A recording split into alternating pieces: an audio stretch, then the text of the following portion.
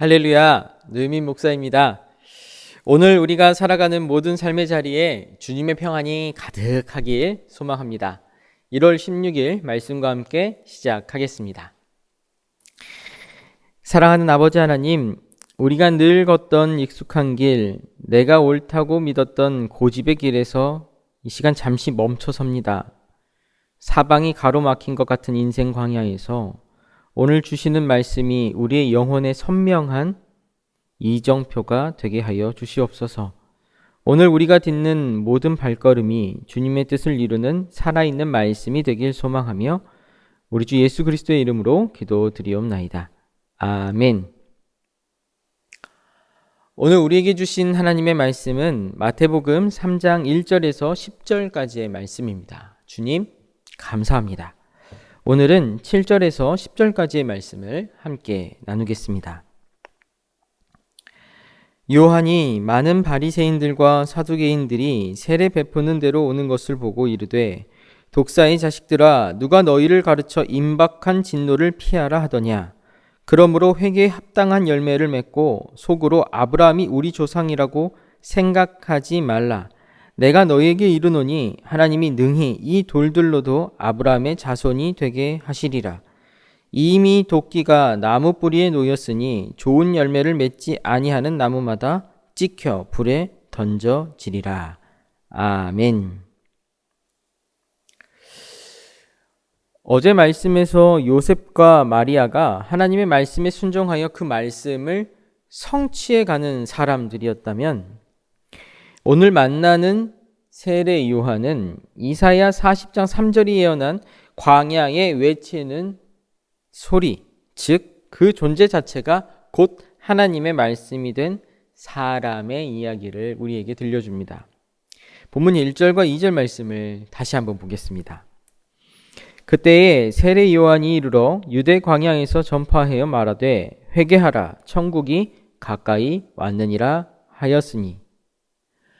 광야에 외치는 소리였던 세례 요한이 외친 메시지는 단순하고 명확했습니다. 바로 회개하라.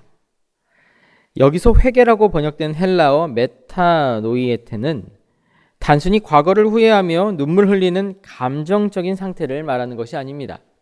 원어적인 의미를 생각해보면 생각을 바꾸는 것, 즉 삶의 근본적인 방향을 전환하는 것을 뜻합니다. 세례 요한이 머물렀던 유다 광야를 한번 떠올려 보시겠습니까? 광야는 길이 없는 곳이지요. 사방을 둘러봐도 기준이 될 만한 지형 지물이나 이런 것들이 없어서 누구나 쉽게 길을 잃을 수밖에 없는 장소였습니다. 우리 인생도 이런 광야와 닮아 있지요. 어디로 가야 할지 몰라 방황하고, 때로는 내가 가는 길이 맞다고 확신하면서 그 길을 고집하며 걸어가지만 막다른 길에 다다르기도 합니다. 기준이 없다면 우리는 늘 광야에서 이렇게 방황할 수밖에 없는 것이죠. 길 잃은 인생을 살아가는 이들에게 요한은 하나님의 말씀이 되어 이렇게 외칩니다. 인생 광야에서 방향을 잃고 헤매는 이들이요, 하나님께로 삶의 방향을 돌이키라.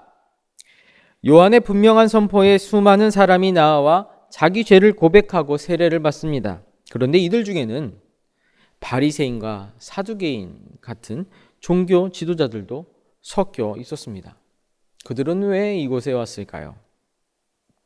요한은 그들을 향해 독사의 자식들아! 라고 무섭게 꾸짖습니다. 아마 그들은 수많은 사람들이 자신의 죄를 고백하며 회개하는 그 자리에서조차 자신들이 얼마나 율법을 잘 지키는 의로운 자들인지를 그들 앞에서 증명하고 싶었던 것 같습니다. 나는 죄가 있어서 온 것이 아니라 나의 의로움을 증명하려 왔다. 그런 그들에게 요한은 8절과 9절에서 이렇게 선포합니다. 그러므로 회개에 합당한 열매를 맺고 속으로 아브라함이 우리 조상이라고 생각하지 말라. 내가 너희에게 이르노니 하나님이 능히 이 돌들로도 아브라함의 자손이 되게 하시리라.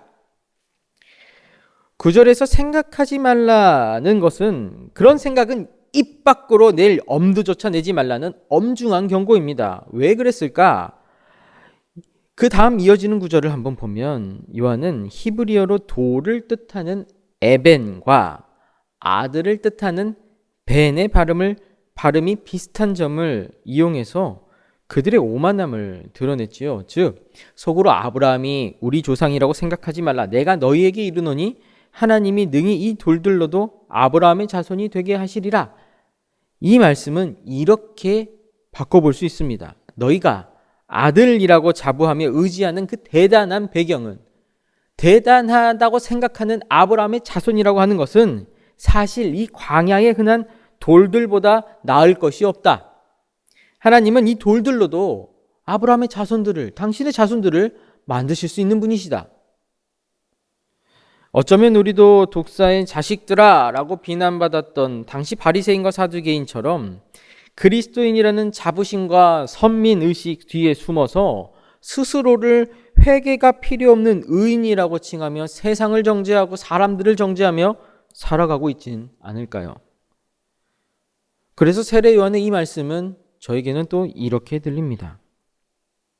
말씀이 되어 광야에서 길을 인도하는 자가 될 것인가?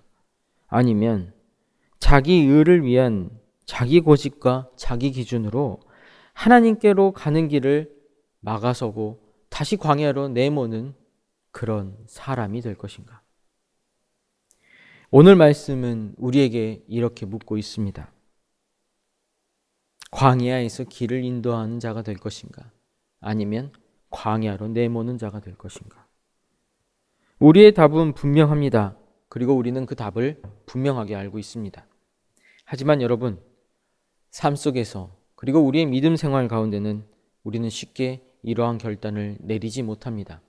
회개, 방향을 바꾸지 못한다.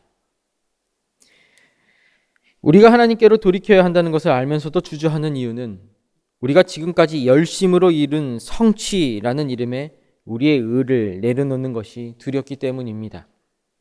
이 배경마저 없으면 우리는 아무것도 아닌 존재가 될까 봐 불안한 것이죠. 이런 이들이 하나님의 은혜를 구하며 자신을 과연 내려놓을 수 있을까?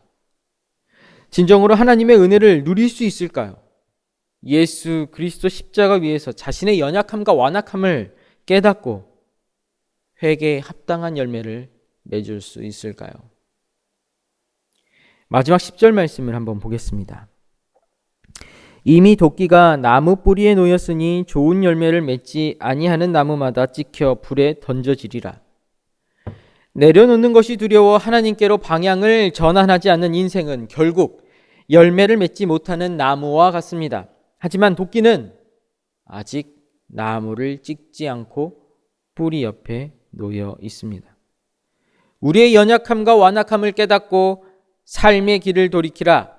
광야에서 더 이상 헤매이지 말고 우리를 깨닫게 하고 거듭나게 하는 하나님의 말씀으로 삶의 방향을 수정하라.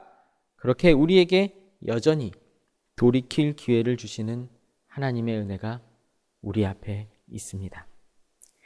사랑하는 여러분, 이제껏 내가 걸어간 길이 아쉬워 하나님께로 가는 길을 주저하고 있다면 더 이상 인생 광야를 헤매이지 말고 우리를 돌이키시고 우리의 길이 되시는 예수 그리스도를 따라 십자가 복음 아래 회개에 합당한 열매를 맺으며 하나님 우리를 위해 예비하신 그 길을 함께 걸어가길 소망합니다. 그렇게 우리 예수 그리스도의 이름에 합당한 삶을 살아갑시다. 말씀 그 자체가 된 세례 요한과 같이 이 시대를 위로하고 주님께로 돌이키는 광야에 외치는 소리가 우리 됩시다. 말씀이 육신이 되어 우리 가운데 오신 주님을 닮아 사람들의 마음을 위로하며 독생자 예수 그리스도를 내어주시기까지 우리를 향한 다함없는 하나님의 사랑을 전하는 살아있는 말씀으로 우리 모두가 함께 살아가게 되기를 주님의 이름으로 간절히 축복합니다. 복을 빕니다. 이제는 우리 주 예수 그리스도의 크신 은혜와 아버지 하나님의 다함없는 사랑하심과 성령님의 깨닫게 하심이 세례 요한과 같이 말씀이 되어 이 시대의 또 다른 광야에 외치는 소리로 살아가길 결단하는 함께하는 모든 이들의 가정과 일터 그리고 함께하는 모든 이들의 삶 위에 이제로부터 영원토록 함께 하옵시길 간절히 축원하옵나이다. 아멘.